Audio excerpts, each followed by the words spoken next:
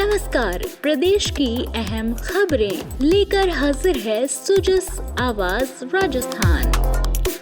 Sujas podcast में मेधा से आप सुन रहे हैं प्रदेश की खास खबरें। नजर सबसे पहले उन खबरों पर जो आज सुर्खियों में रही। संतों के सम्मान और जन सेवा को समर्पित रहा गुरु पूर्णिमा का दिन। मुख्यमंत्री भजनलाल शर्मा ने दिए संस्कार, सेवा और पर्यावरण संरक्षण के संदेश। मुख्यमंत्री ने भरतपुर स्थित लुधावई में की जन सुनवाई, समस्याओं के तुरंत निस्तारण के दिए निर्देश।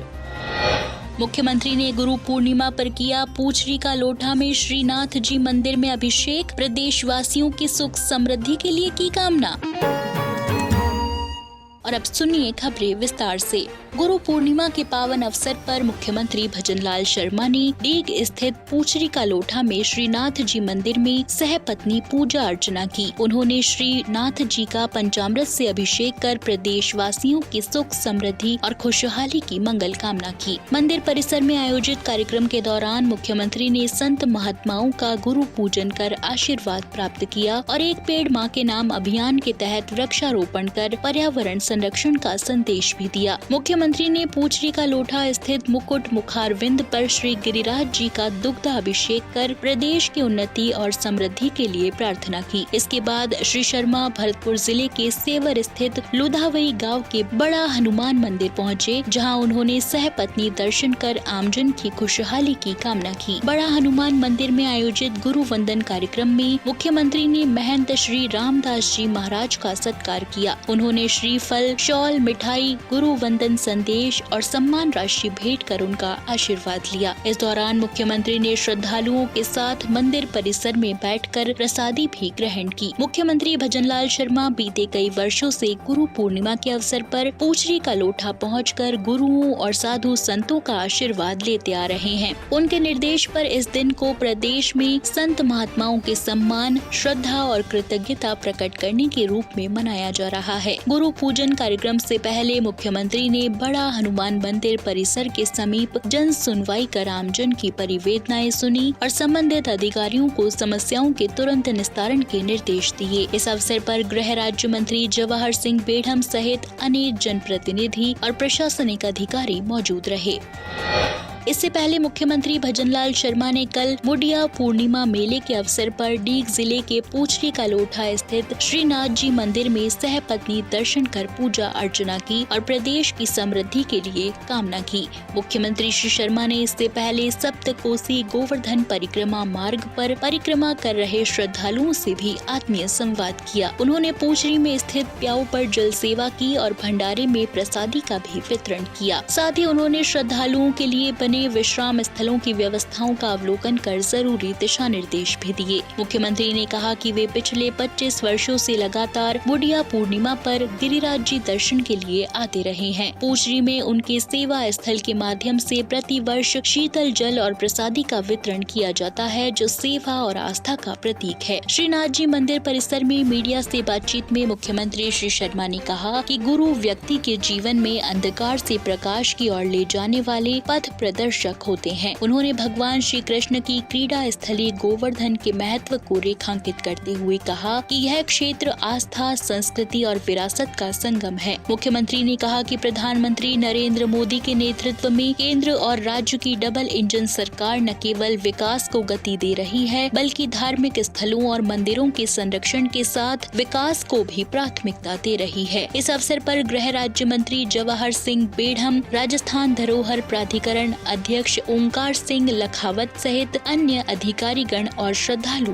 उपस्थित रहे। गुरु पूर्णिमा के अवसर पर सबसे पहले मैं सभी प्रदेशवासियों को और सभी गुरुजनों को, सभी संतों को, सभी महंतों को मैं गुरु पूर्णिमासी की हार्दिक बधाई देता हूं और शुभकामनाएं देता हूं। ये पर्व ऐसा है जो गुरु के द्वारा अंधकार से उजियाले की ओर लेकर के जाता है। निश्चित रूप से हर व्यक्ति के जीवन में गुरु का बहुत ही महत्वपूर्ण स्थान है। मैं आपसे कहना चाहता हूं कि उस गुरु का स्थान, उसको याद करते हुए हमें हमारे सभी ऐसे जो जीवन में हमारे में जिन्होंने कोई भी हमारे प्रति अच्छा और उनको सरल रास्ता दिखाने का काम किया है, उन सबके प्रति हम सभी को बहुत ही श्रद्धा के साथ उनको नमन करना है। आप सुन रहे हैं सुजस आवाज राजस्थान।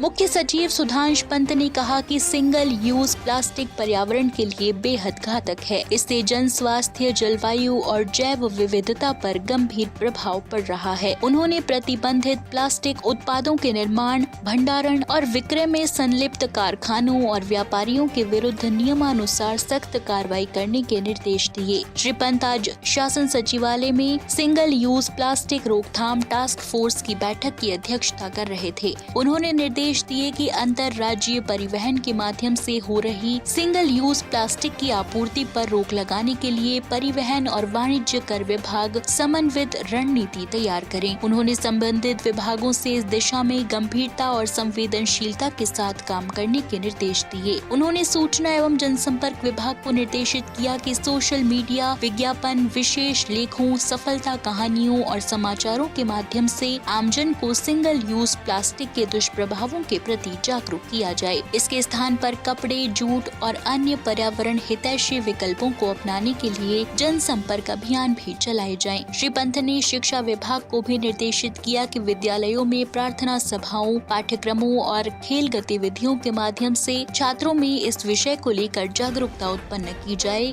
ताकि भावी पीढ़ी बचपन से ही पर्यावरण संवेदनशील बने। उन्होंने कहा कि पर्यावरण हितैषी उत्पादों के निर्माण में लगे लघु उद्योग, स्वयं सहायता समूहों और गैर सरकारी संगठनों को प्रोत्साहित किया जाए। साथ ही इन उत्पादों का अधिक से अधिक उपयोग सरकारी कार्यालयों और आयोजनों में सुनियोजित किया जाए। उन्होंने संबंधित अधिकारियों को निर्देश दिए कि सिंगल यूज प्लास्टिक प्रतिबंध की दिशा में नवाचारों को बढ़ावा दिया जाए और समय समय पर टास्क फोर्स की बैठकें आयोजित कर कार्यों की समीक्षा भी की जाए।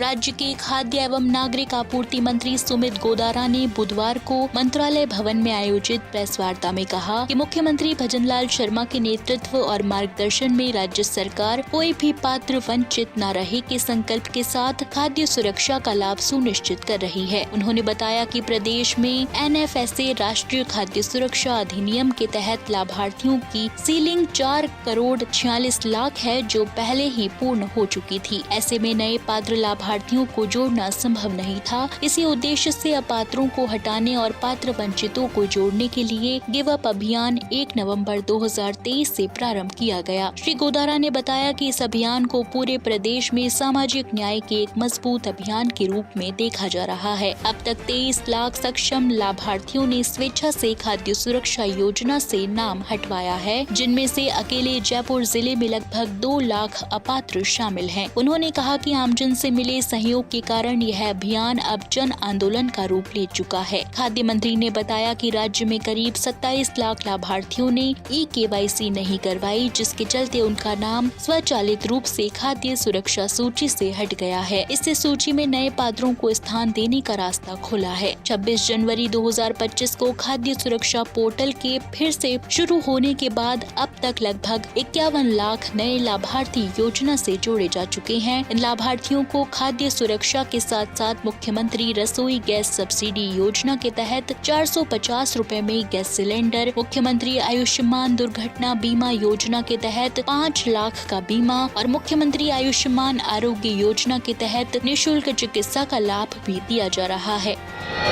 जोधपुर विद्युत वितरण निगम लिमिटेड डिस्कॉम ने अप्रैल से जून 2025 की अवधि में बिजली चोरी के 580 मामलों में 1,51,00,000 से अधिक की वसूली की है। ये जानकारी प्रबंध निदेशक डॉक्टर भंवर लाल की अध्यक्षता में हुई सतर्कता अधिकारियों की बैठक में दी गई। जोधपुर ग्रामीण सर्कल से सबसे अधिक 142 मामलों में 53,90,000, बीकानेर ग्रामीण में 133 मामलों में 21,81,000 और बीकानेर सिटी में 71 मामलों में 22,31,000 वसूल किए गए। अन्य जिलों पाली, श्रीगंगानगर, हनुमानगढ़, बाड़मेर, जालौर, जैसलमेर, चूरू में भी सघन कार्रवाई हुई। डॉक्टर भंवरलाल ने अधिकारियों को निर्देश दिए कि बिजली चोरी के मामलों में किसी भी स्तर पर लापरवाही बर्दाश्त नहीं होगी। उन्होंने उपभोक्ताओं से भी अपील की कि वे बिजली चोरी की सूचना बेझिझक दें।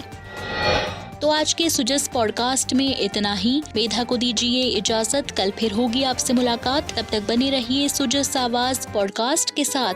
नमस्कार।